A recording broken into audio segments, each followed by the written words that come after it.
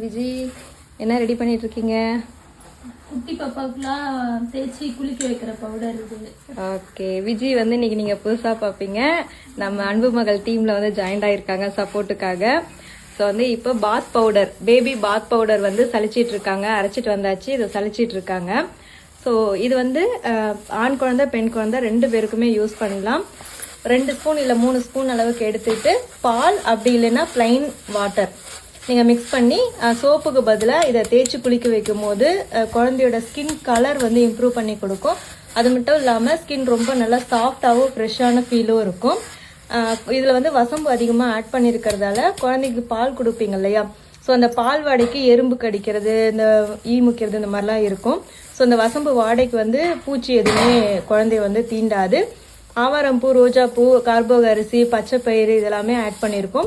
So colour வந்து increase பண்ணி கொடுக்கும். இந்த பாத் பவுடர் இப்போ ஆஃபரில் இருக்குது. நீங்கள் தனியாக வேணாலும் புக் பண்ணி வாங்கிக்கலாம். ரெடி ஆயிடுச்சாடா?